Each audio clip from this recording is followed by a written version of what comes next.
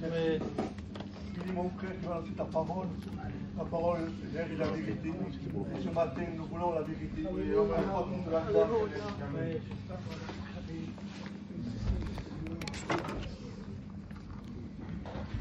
Béni soit Dieu. Amen. Hey, gloire à Dieu. Je suis très heureux d'être parmi vous. Vous savez, quand Lalo m'a appelé, il y a un mois de ça, il y a un désir qui est venu fort dans mon cœur, d'être au milieu de vous et de pouvoir apporter ce que Dieu voulait. Amen. Et je sais que celui qui exauce les désirs des cœurs, c'est Jésus. Alléluia. Et ce matin, je sentais, plus que jamais, que Dieu veut parler à son Église. Amen. Vous savez, toute la nuit, Dieu a exhorté mon cœur, a tourmenté mon cœur. Toute la nuit, j'ai mal dormi, parce que Dieu mettait des choses dans mon cœur. Et je bénis Dieu, parce que nous avons un besoin d'entendre la voix de Dieu. Amen. Et j'aimerais rappeler à l'Église ce qui est le principal. Dieu, des fois dans notre vie chrétienne, veut nous ramener au commencement.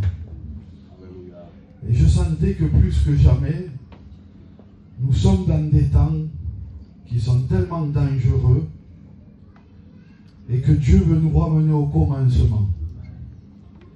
Vous savez, j'aimerais vous lire un texte et après on ira dans un autre texte dans la parole de Dieu. Mais dans le Luc chapitre 2 au verset 23, suivant ce qui est écrit, suivant ce qu'il est écrit dans la loi du Seigneur, tout mâle premier-né sera consacré à l'Éternel. 1 Corinthiens au chapitre 1 au verset 9 va dire: Dieu est fidèle, lui qui vous a appelé à la communion de son Fils. Et j'aimerais qu'on vienne dans une histoire, c'est dans le livre de Samuel, au chapitre 1 au verset 19. Vous savez, Dieu ce matin va nous rappeler ce qui est le plus principal.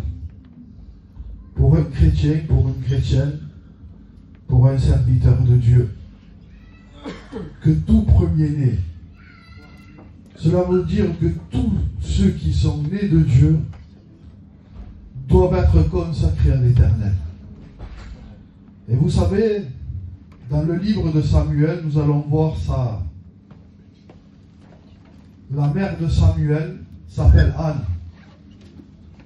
Vous savez, Anne, ça veut dire grâce et faveur. Vous savez, Anne, ça représente notre chair adamique. Anne ne pouvait pas donner la vie. Anne ne pouvait pas produire la vie.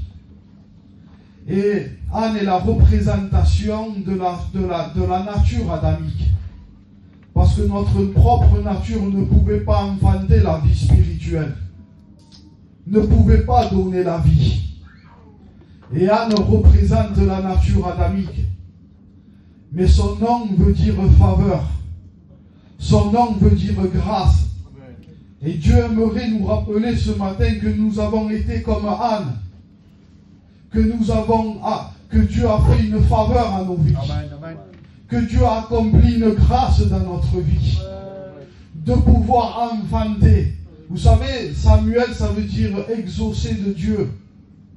Et voilà ce que nous sommes devenus. Nous sommes devenus par la grâce de Dieu, par la faveur de Dieu. Nous sommes devenus des exaucés de Dieu. Pourquoi? Parce que nous nous sommes repentis, parce que Dieu a produit en nous ce que l'homme ne pouvait pas produire au contact de la parole de Dieu. Et Dieu a produit en nous la véritable repentance. Alléluia. La véritable tristesse selon Dieu. Et à cause de cela, nous avons été exaucés de Dieu. Et vous savez, Samuel, sa mère, dès qu'il naît, elle va faire quelque chose de magnifique. Vous savez, avant, notre mère à nous, c'était la chair. C'était la nature adamique. Notre nature adamique et notre propre chair à nous, nous amenait dans le péché. Nous amenait dans la débauche. Nous amenait dans les plaisirs. Nous amenait dans les temples de ce monde pour se réjouir. Dans l'idolâtrie. Mais ce que je bénis Dieu, parce que la mère de Samuel, représente la Bible. Parce que notre mère aujourd'hui, c'est la Bible. Et sa mère a amené Samuel dans une seule direction. Et je sentais dans mon cœur plus que jamais que Dieu veut nous amener dans une seule direction. Elle a amené Samuel, elle a amené le nouveau-né, celui qui avait reçu une grâce, celui qui avait reçu une faveur de la part de Dieu, de pouvoir être né spirituellement. Elle l'a amené directement au temple. Et j'aimerais vous dire que notre mère veut nous amener dans une seule direction. La Bible veut nous amener dans une seule direction. Elle ne nous amènera pas dans une autre direction. Elle nous amènera toujours à être consacrés à l'Éternel. Elle nous amènera toujours à être dans le temple.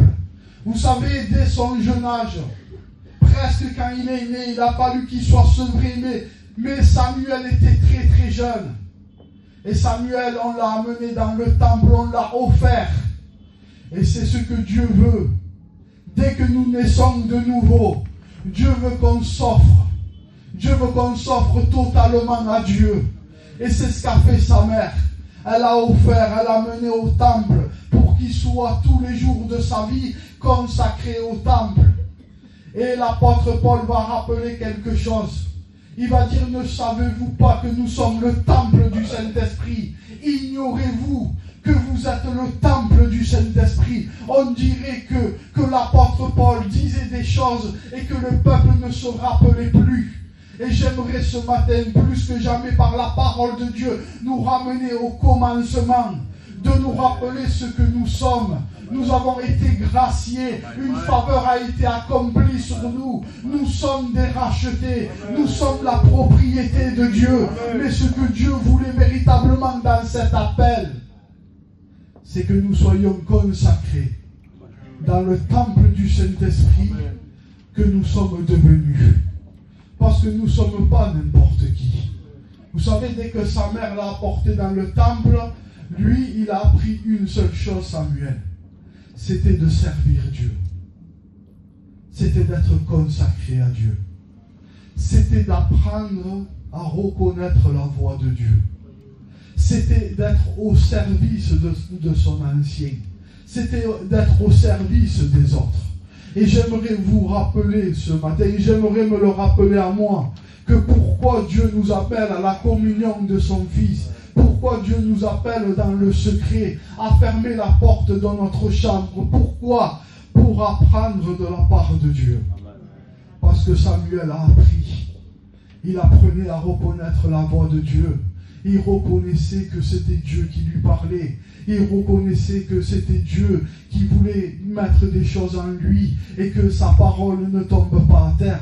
Samuel grandissait. Il y a un texte qui est merveilleux, il dit Samuel grandissait, il était agréable à l'Éternel et il était agréable aux hommes. Samuel continuait de grandir. Et j'aimerais poser une question à moi-même et à vous-même. Est-ce que dans la vie spirituelle, est-ce que nous avons continué à grandir? Est-ce que nous avons continué à être agréables à Dieu? Est-ce que nous avons continué d'être agréables aux hommes? J'aimerais me poser cette question ce matin. Est-ce que ma vie aujourd'hui marche de progrès en progrès? Est-ce qu'aujourd'hui le pasteur voit des progrès sur ma vie? Est-ce que les païens, est-ce que ma famille, est-ce que ceux qui sont autour de nous voient que je suis agréable aux yeux de Dieu? Voient que je suis agréable aux yeux des hommes? Vous savez, aujourd'hui, plus que jamais, je reçois dans mon cœur qu'il faut rebâtir l'autel de la communion. Et j'aimerais te poser une autre question ce matin. Est-ce que tu as perdu la perle de ta communion? Est-ce que tu l'as perdu? Élie va faire quelque chose de magnifique. Sous la direction de Dieu, il va rebâtir l'autel. Mais il ne va pas rebâtir l'autel comme on veut. Comment lui, il voulait. À sa façon, à lui. Parce qu'on peut se créer une certaine communion. On peut se créer par la chair une certaine communion. On peut se la fabriquer nous-mêmes. pour pouvoir paraître devant Dieu. C'est ce que Dieu, et c'est ce que Adam a fait pour paraître devant Dieu. C'est fabriqué, lui a été le premier couturier dans la Bible, c'est Adam. Il s'est cousu un vêtement par sa propre chair, par sa propre intelligence, pour paraître devant Dieu. Mais ce que Dieu voulait, lui, c'était autre chose. C'est qu'il vienne tel qu'il est. Et ce matin, Dieu nous appelle tel que nous sommes. Mais Dieu nous appelle à rebâtir comme Dieu veut qu'on rebâtisse l'autel de la communion. Et il va faire quelque chose, il va prendre des 12 pierres. Les 12 pierres représentent l'élection de Dieu. Et j'aimerais me rappeler à quelqu'un qu'il a été choisi par Dieu. Qu'on a tous été choisis par Dieu. On est le choix de Dieu. Et lui va prendre 12 pierres, ce qui représente le corps de Christ, parce que nous sommes des pierres vivantes. Il va réunifier dans une unité le corps. Les 12 tribus d'Israël. Et ce que Dieu veut dans les temps de la fin, ce que Dieu veut dans nos vies, c'est réunifier le corps. Pour que le corps soit un. Parce que j'aimerais vous dire qu'il y a des conditions pour que le feu descende. Pour que la présence de Dieu descende dans une vie, il y a des conditions. La présence de Dieu ne descend pas comme cela. La présence de Dieu ne descend pas quand nous sommes désobéissants. Quand nous marchons dans notre propre vie chrétienne comme bon le semble. Quand on fait ce qu'on veut. Quand on désire ce qu'on veut. Quand on ne fait pas la volonté de Dieu. Dieu ne peut pas descendre. Dieu descend que dans sa volonté. Quand tous les éléments sont faits comme lui veut. Que ce soit pour l'arche de Noé. Que ce soit pour le tabernacle. Que ce soit pour le temple. Quand Dieu avait demandé quelque chose à ses hommes de faire comme lui il voulait, même dans le moindre petit détail, c'est là que Dieu descendait. Et ce que Dieu attend de nos vies, c'est que nous faisons tout dans les moindres détails de ce qu'il nous demande. Et Élie va faire quelque chose, va prendre de l'eau, il va mettre de l'eau, il va mettre du bois. Et ce que Dieu veut ce matin, c'est qu'on revienne. C'est qu'on revienne à la parole de Dieu. Le bois représentait la croix. Dieu voit un peuple aujourd'hui qui a besoin de revenir à la croix. Qui a besoin de revenir au sacrifice. Qui a besoin de revenir au sang. Pour que le feu descende dans notre vie. Parce que nous avons besoin plus que jamais d'être loin. Et Dieu va dire dans le livre des Hébreux, il dit parce que tu as aimé la justice et que tu as eu l'iniquité, ô Dieu ton Dieu t'a oint. Et pour être loin de la part de Dieu, nous avons besoin d'aimer ce que lui il aime. Et nous avons besoin de haïr ce que lui il haït. Et c'est pour ça que Dieu veut rétablir ce matin la communion, veut te rétablir dans la communion. Parce que comme le frère a dit, Marie avait oublié Jésus. Pourtant elle allait à Jérusalem. Pourtant, elle allait adorer. Et elle avait oublié Jésus. On peut venir à l'église. On peut mettre le foulard. On peut prendre sa Bible. On peut prier ce matin. Mais en vérité, on a oublié Jésus. On a oublié la communion. On a oublié ce qui était le plus principal. C'était d'être des consacrés de la part de Dieu. Ce que je parle ce matin, ce n'est pas que pour un pasteur. Mais c'est pour tout enfant de Dieu. Il doit être puissant. Dieu nous appelle à être puissant. Pas être puissant dans l'orgueil, dans le gitanisme, dans notre caractère. Dieu nous appelle pas à être puissant dans notre chair. Mais Dieu nous appelle à être puissant dans le Saint-Esprit. Par la puissance de Dieu. C'est quand vous êtes faible que vous êtes fort. Quand je suis faible dans mon caractère. Quand je fais mourir mon caractère. Quand je suis faible dans mon gitanisme. C'est là que je suis fort. C'est quand je suis faible dans mon orgueil que Dieu descend dans ma vie. Vous savez, Dieu va dire, je suis avec celui qui a un esprit contrit, un cœur humilié. Mais une autre version va dire, je suis avec celui qui a un orgueil brisé. C'est tout autre chose. Et ce matin, Dieu aimerait nous amener, notre mère, aimerait nous amener par amour. Parce que c'est par amour qu'elle a amené Samuel. C'est par amour qu'elle l'a déposé dans le temple. Et ce matin, ce que Dieu veut, c'est qu'on fasse les choses par amour. Qu'on donne par amour. Vous savez, Marie est la seule femme dans la Bible qui a donné avec amour quelque chose à Jésus. Et ce que Dieu veut, c'est qu'on se donne par amour. Dieu ne veut pas qu'on le fasse avec notre propres efforts. Vous savez, David était un homme de communion. Dès son jeune âge, Dieu lui avait appris dans le secret ce que c'était d'être un homme de prière, un homme de communion. David priait 7 fois par jour. Et avant d'être découvert de qui il était, avant d'être vu à la vue des yeux de qui il était, David avait été vu dans le secret. Avant de battre Goliath, avant d'avoir une grande victoire devant les hommes, devant les yeux humains, David a eu ses plus grandes victoires dans le secret.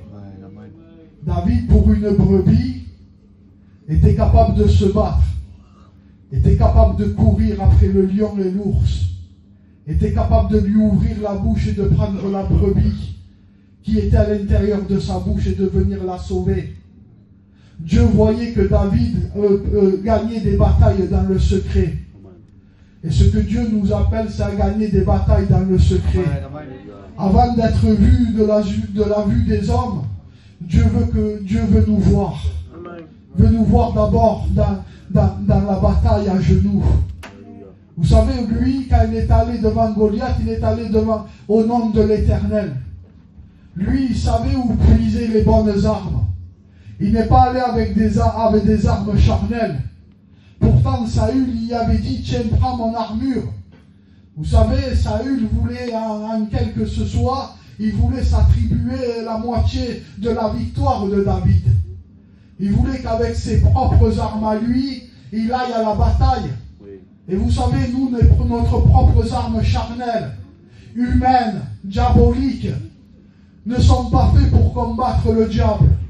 Parce que Dieu donne sa gloire pas à un homme, mais Dieu donne sa gloire Dieu ne donne pas sa gloire à un homme, mais la gloire lui revient à lui. Et David a fait une seule chose, lui, a rendu la gloire à Dieu. Mais il est allé dans le torrent. Il est allé chercher des armes offensives, de pouvoir se défendre. Et des fois dans la vie chrétienne, on est trop avec les armes défensives. On garde trop le bouclier. L'ennemi nous attaque, nous frappe, nous lance des flèches. Et nous, on ne fait que paraître, on ne fait que nous protéger. Mais ce que Dieu aimerait, c'est que tu sortes ton épée. Et que tu lui foutes un coup de l'épée à l'ennemi. Prends les armes offensives pour pouvoir te défendre comme l'ennemi. Vous savez, même Jésus l'a fait, il était le Fils de Dieu. Il est écrit. Il est écrit. Et notre seul, ce qui fera la force d'un chrétien, c'est de se servir de la parole de Dieu. Amen. Mais vous savez, David était plein d'humilité. Pourquoi? Parce qu'il se sentait petit. Il est allé chercher des armes dans le torrent. Et pour prendre des armes dans le torrent, il fallait se mettre à genoux. Alléluia. Il fallait se pencher. Et vous savez, David était cet homme. Amen. Cet homme qui savait plier les genoux. Alléluia. Cet homme qui s'humiliait. Cet homme qui allait dans le torrent, qui prenait ses pierres, qui prenait ses armes pour aller combattre. Et j'aimerais rappeler à l'Église que si nous allons en combat avec notre propre chair, avec notre propre connaissance, je vous promets que devant l'ennemi, on ne pourra pas tenir. Il a 6000 ans d'expérience pour faire tomber l'être humain. Alors si nous n'y allons pas avec les véritables armes de Dieu, je vous promets qu'on ne fera pas longtemps. Quel est l'exemple que celui qui avait peur? C'était Saül. Saül avait peur. Goliath l'impressionnait. Et ce que Dieu me disait, c'est qu'il y en a ici qui vivent sous la peur, qui vivent sous la crainte. Il y a des cœurs qui vivent dans la peur et qui vivent dans la crainte. Mais quand on est un homme de Dieu, Quand on est un homme qui s'est plié les genoux. Quand on est un homme de communion qui cherche Dieu. La crainte est bannie de notre cœur. Parce que nous n'y allons pas avec notre propre force. Mais nous allons au nom de l'Éternel. Et Dieu veut bannir la crainte qu'il y a dans ton cœur. Dieu veut bannir toutes les peurs qu'il y a à l'intérieur de ton cœur. Mais comment faire ce matin? Ce matin, tu as besoin de rétablir. Tu as besoin de rétablir l'autel de la communion. Parce qu'un homme qui a communion avec Dieu est fort. Un homme qui a communion avec Dieu n'a pas peur. Un homme qui a communion avec Dieu n'a pas de crainte. Un homme de Dieu qui a communion avec Dieu est plein de foi. Et des fois, pourquoi notre foi elle vacille? Parce qu'on le connaît mal. Plus je le connaîtrai, et plus je vivrai la grâce. Plus je le connaîtrai, plus je serai dans le repos. Que la grâce et la paix vous soient multipliées par la connaissance de Jésus. Plus je le connaîtrai, plus je me placerai devant lui, et plus je vivrai la grâce de Dieu. Plus ma vie sera dans le repos. Et ce que Dieu veut, c'est que ta vie soit dans le tout accompli. Quand on ne vit pas dans le tout accompli, quand on ne vit pas dans la communion avec Dieu, on veut tout accomplir nous. On veut faire nous. Et ce que Dieu ne veut plus, c'est que tu fasses toi par tes propres forces. Mais Dieu veut te renouveler ce matin. Il veut te renouveler spirituellement dans de nouvelles forces. Dieu ce matin veut te rétablir. Veut te rétablir dans toutes choses. Dieu veut que tu te relèves de la situation où tu te trouves parce que tu n'es plus en marche. Un chrétien qui a communion avec Dieu, un chrétien qui a communion avec Dieu, ce n'est pas parfait. Il n'est pas parfait. Il trébuche, mais il se relève. Il demande pardon à Dieu. Et ce matin, Dieu veut que tu te relèves. Il veut rebâtir dans ta vie. Mais pour cela, ce matin, il faut prendre une véritable décision. Vous savez, Dieu est allé un jour vers Élie et il a tapé, il a voulu le réveiller. Il s'est réveillé une première fois, mais il s'est rendormi.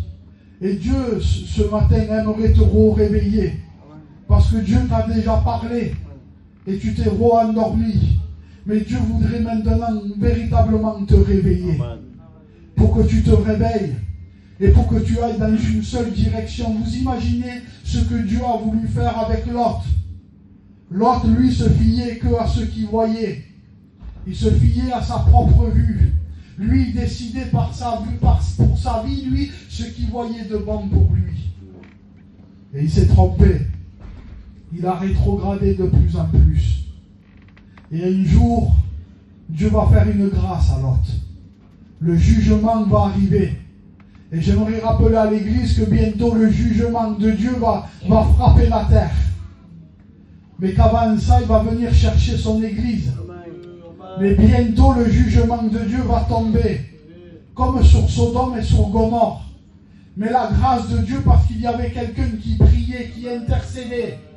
Comme Anne. Anne, le fruit qui est venu pour vivre à l'intérieur de elle et pour pouvoir qu'il naisse quelque chose de vivant, a été l'exaucement d'une prière. Et nous allons voir que Lot a été sauvé grâce à une prière. Parce qu'Abraham a intercédé.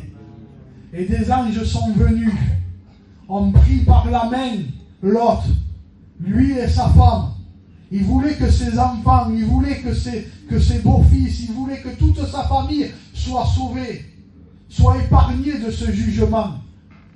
Mais tellement qu'il tardait, les anges ont été obligés de les prendre par la main et de les faire sortir de force. Et j'aimerais te dire que ce matin, Dieu veut te prendre par la main. Parce que ça fait trop longtemps que tu es dans cette position. Que Dieu est en train de t'avertir par des avertissements et qu'il y a un danger pour ta vie si tu restes comme ça. Et Dieu voudrait te prendre par la main et voudrait te faire sortir et t'amener dans une direction. Vous savez, les anges avaient donné une direction à Lot. C'est d'aller à la montagne. Mais lui, il va ramener sa vie toujours, lui, à une vie charnelle, à une vie mondaine. Il va dire, permets-moi. Il a été même poli envers les anges pour sa vie charnelle. Permets-moi d'aller dans cette petite ville. Il a toujours ramené sa vie charnelle, sa vie mondaine, à quelque chose de petit. Mais pourtant, Dieu voulait l'amener dans des hauteurs. Voulait l'épargner de toutes choses. Mais lui, il n'a pas compris le message, il n'a pas compris la direction de Dieu. Et ce que Dieu veut ce matin, c'est que tu comprennes la direction de Dieu et que tu comprennes qu'il veut t'amener dans une direction. Et lui, il n'a pas obéi. L'autre en a fait qu'à sa tête. Et il est allé dans une petite ville. Pourtant, Dieu voulait lui faire connaître ce que lui n'avait jamais connu. C'est d'être véritablement dans une communion avec Dieu, une consécration. Et peut-être qu'il y a des vies qui sont ici et qui n'ont jamais connu ce que c'était véritablement la vie de consécration, la vie d'être mise à part, la vie de jeûne, la vie de prière, la vie d'intercession. La véritable vie que Dieu nous appelle, c'est être consacré entièrement. Dieu veut qu'on se mette ce matin totalement sur l'autel. Parce que des fois, on choisit les parties qu'on veut mettre sur l'autel. Tout ce qui ne nous va pas, tout ce qui n'est pas bon pour nous, on veut le donner à Dieu.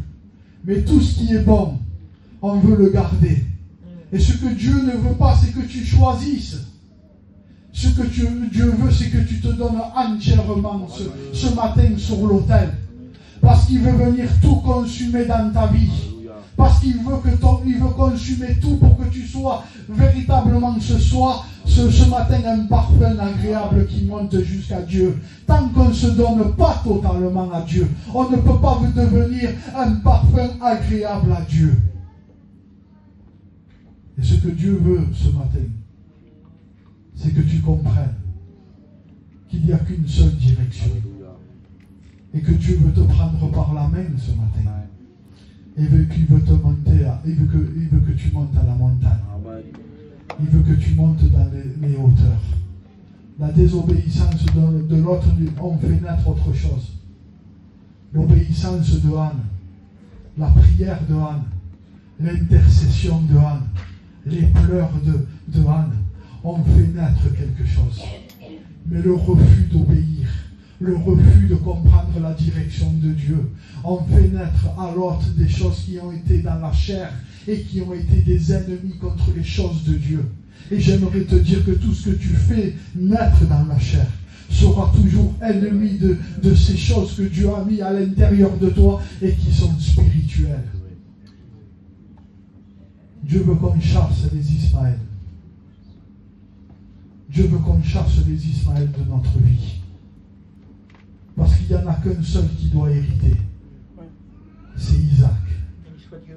C'est l'enfant nouveau-né. C'est l'homme spirituel. Chasse l'esclave parce qu'elle n'héritera pas. Vous savez qu'on a un esclave à l'intérieur de nous. Et Dieu veut qu'on le chasse. Parce que nous ne sommes plus esclaves. Parce que Dieu nous a libérés. Et Dieu ne veut pas qu'on fasse de cette liberté pour pouvoir vivre dans la chair. Mais Dieu nous a accordé une liberté pour pouvoir le suivre par amour, pour pouvoir se donner par amour, pour pouvoir donner par amour pour Dieu.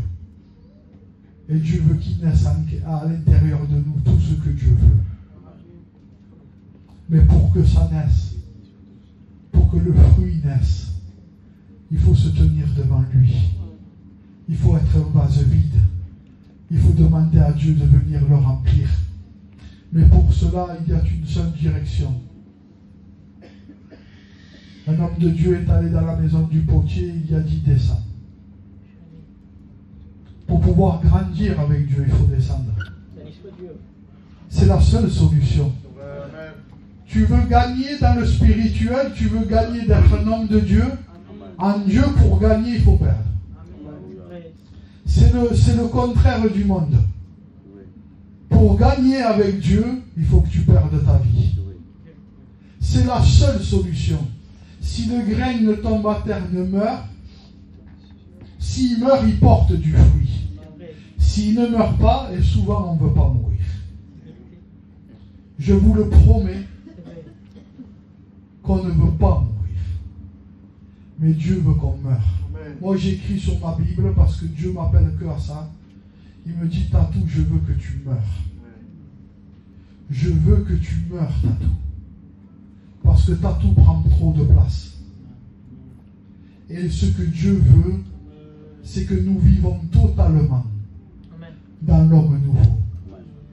Vous savez, l'apôtre Paul va dire, quand j'étais un enfant, je pensais, je raisonnais comme un enfant. Mais quand je suis devenu un adulte, j'ai fait disparaître ce qui était de l'enfant. Et si nous ne faisons pas attention, toute notre vie chrétienne, on reste des enfants.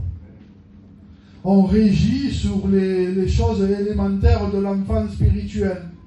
Parce que le pasteur ne m'a pas appelé, je boude. Parce qu'un frère ou une soeur ne m'a pas fait cas, je suis pas bien. Parce que je n'ai pas senti la présence de Dieu, je boude Dieu. Ça, c'est l'enfant spirituel. Parce que Dieu ne me répond pas autant que je veux moi, je boude Dieu. Je ne viens plus à la réunion, je prie plus, je lis plus. Mais est-ce que vous vous imaginez l'enfant spirituel que nous sommes? L'apôtre Paul avait compris qu'il fallait qu'il marche de progrès en progrès pour faire disparaître ce qui était de l'enfant. Parce que l'enfant spirituel, il régit lui sur les sens, sur la vue, sur ce qu'il ressent, sur ce qu'il entend. Que l'adulte spirituel ne régit plus sur ces choses-là. L'adulte spirituel, lui, régit par la foi. Lui, c'est ce qu'il est écrit. Il ne s'attend plus si un frère lui a fait attention ou pas attention. Il ne vit plus sur ces choses-là. Parce qu'il a grandi. Parce qu'au début, il y a trois étapes dans la vie chrétienne. Et c'est l'épître de Jean qui va la raconter. Il va dire, vous êtes des enfants, vous êtes des jeunes gens et vous êtes des pères. Dans quelle étape de notre vie nous sommes? Est-ce qu'aujourd'hui nous sommes devenus des pères qui allaitent les agneaux, qui font cas à leurs frères, à leurs sœurs, qui sont là pour eux, qui vont chercher les âmes, qui pleurent devant Dieu pour un frère qui est tombé, pour une sœur qui s'est éloignée? Est-ce qu'aujourd'hui nous avons véritablement les sentiments de Christ?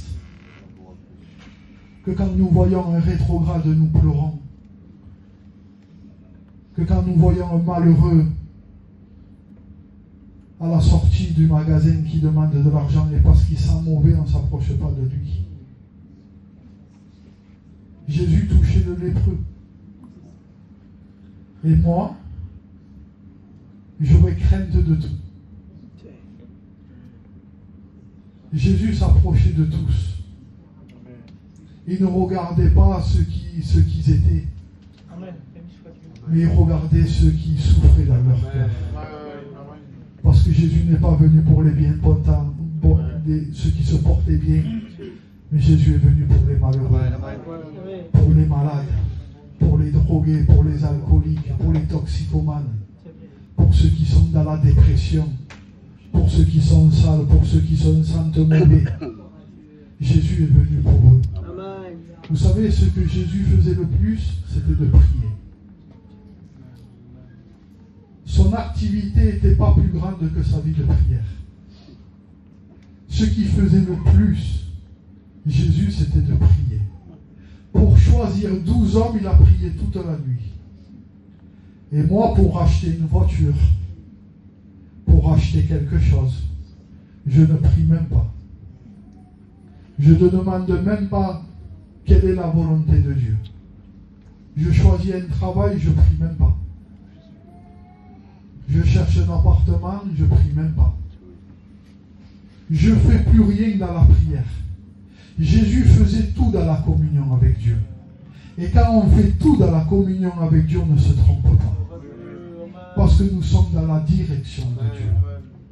Et ce que Dieu veut nous ramener, c'est à ce que Jésus faisait le plus. c'était à prier, c'était à jeûner, c'était à se tenir devant Dieu. Parce que je vous promets que tous les jours sont des jours de choix pour ma vie. Dès que je me lève le matin jusqu'à j'aille me coucher, il faut que je fasse des choix dans ma vie. Et quel va être ton choix ce matin? Quel va être ton choix?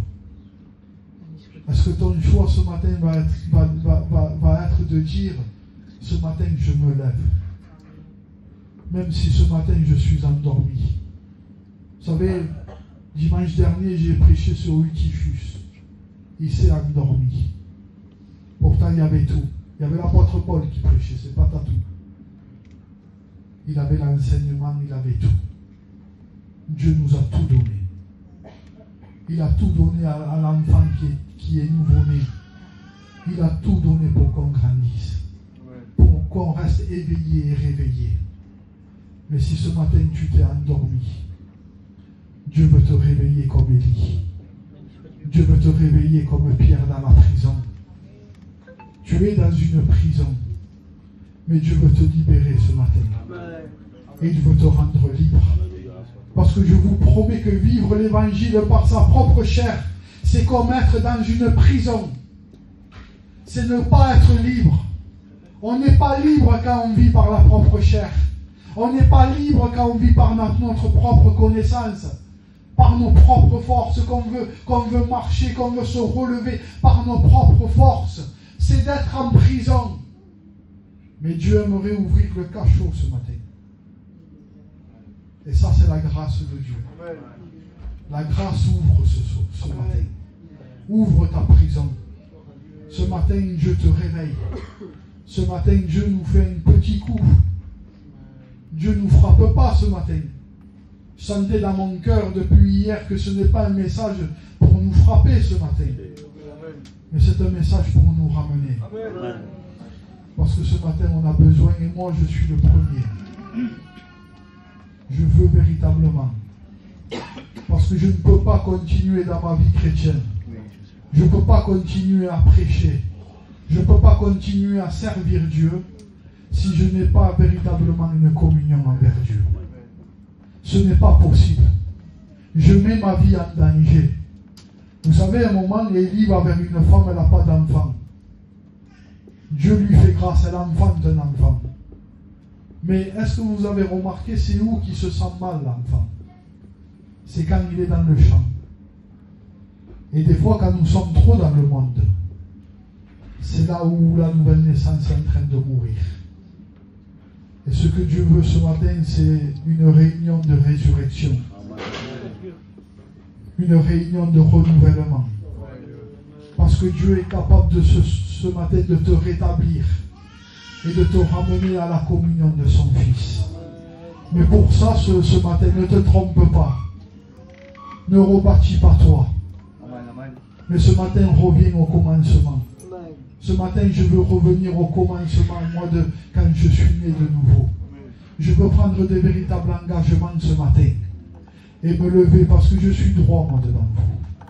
Je ne suis pas de côté ce matin au message. Mais ce matin, je veux répondre à Dieu. Et j'aimerais ce matin, avec la permission de l'Allo, avec la permission de votre pasteur, j'aimerais faire un appel ce matin à l'église. Et moi, je suis debout avec vous, je me lève, moi. Ce matin, j'ai besoin de revenir de tout mon cœur. Parce que quand je regarde à ce que j'étais, quand je suis né de nouveau, j'ai rétrogradé dans certaines choses. Je ne suis plus le même. Je n'ai plus le même zèle. Je n'ai plus le même amour. Je n'ai plus la même consécration. Et ce matin, Dieu appelle à son église à se lever pour pouvoir revenir à la communion de son Fils. Et ce matin, on aimerait prier avec un seul cœur, avec des mêmes sentiments. Ce matin, on aimerait faire une même prière pour qu'elle monte véritablement à Dieu et que Dieu ce matin nous rétablisse dans la communion de son Fils. Et ce matin, j'aimerais qu'on prie. Père, nous venons devant toi ce matin. Alléluia. Dans le nom de ton Fils. te demander pour ma vie et pour la vie de mes frères et de mes sœurs